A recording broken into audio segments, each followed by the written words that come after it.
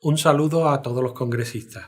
Mi nombre es Alfonso de la Quintana, soy profesor de Empresa Periodística en la Universidad Rey Juan Carlos y además soy técnico superior y auditor en prevención de riesgos laborales. No me considero un experto, pero mi intención es concienciar a través de los medios de comunicación de la importancia de la prevención para la opinión pública. Por mi formación de letras me di cuenta que se podían encontrar muchas fuentes sobre la prevención de riesgo, incluso la descripción de algunas enfermedades por diagnosticar en muchas obras literarias.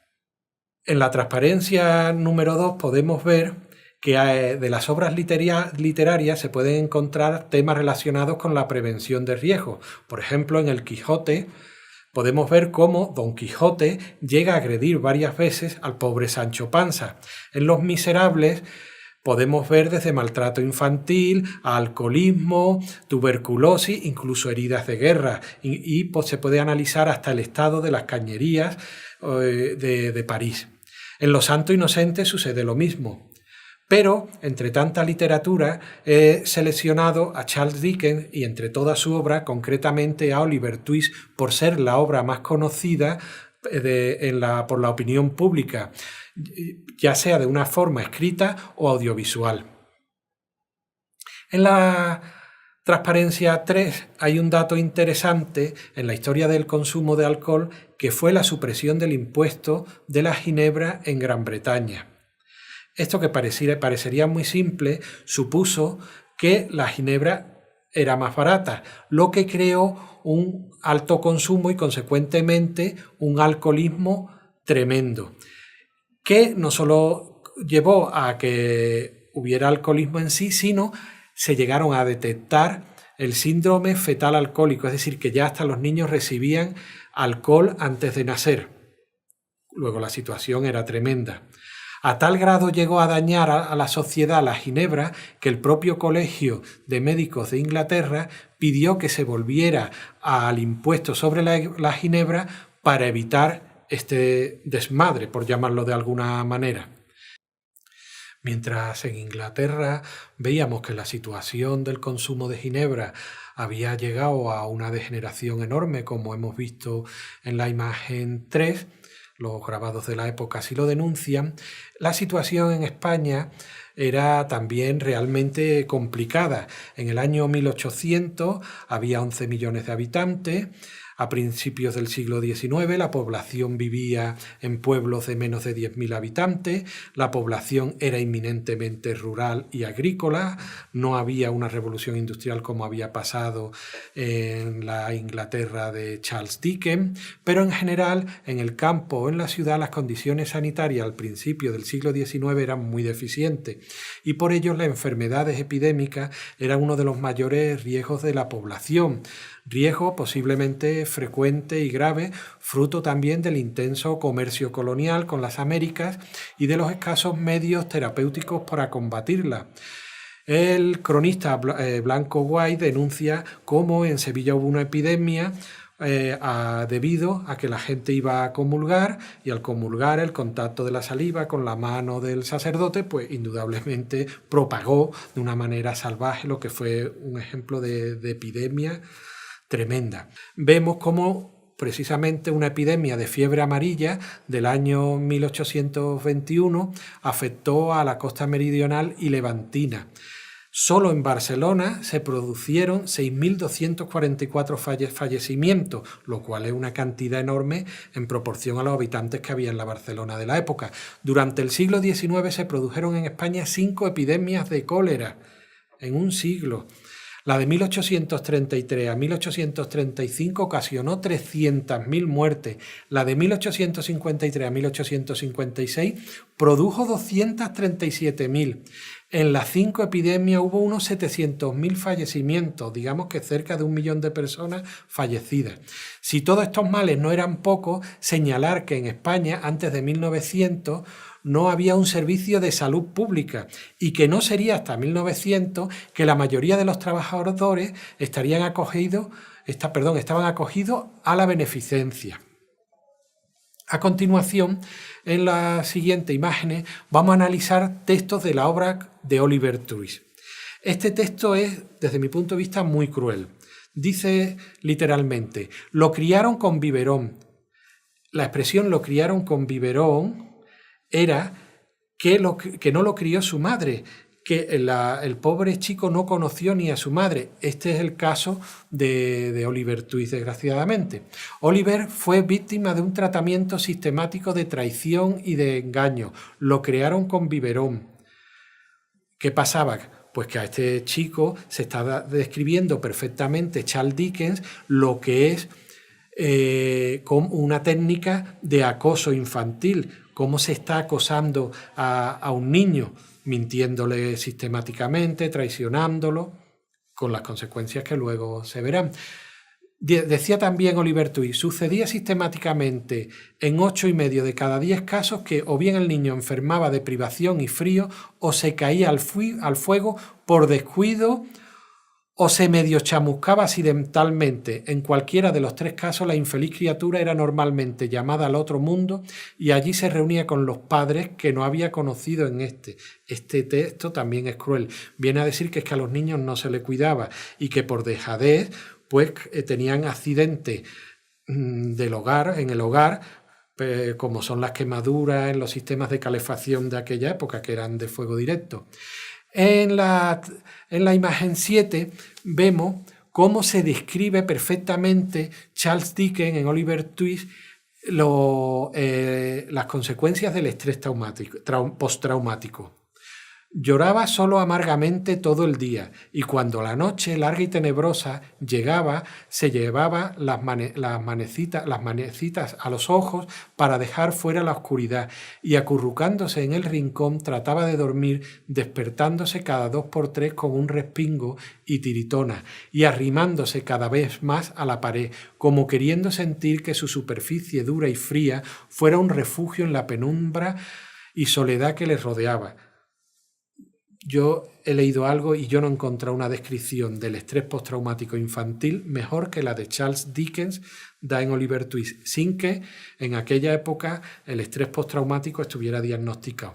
En la siguiente imagen, el mobbing y sus consecuencias, pues la consecuencia más importante no es que se tomaran medidas contra el mobbing, sino que la sociedad de la era industrial, de la revolución industrial, hasta explota los síntomas de la depresión infantil. Este texto lo viene a dar claramente.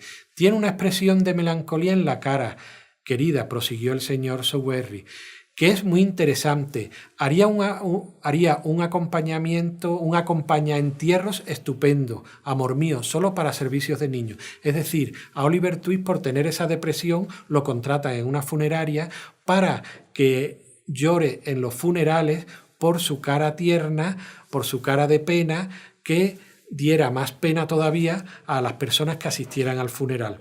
Hasta ese grado de salvajismo llegó la revolución industrial.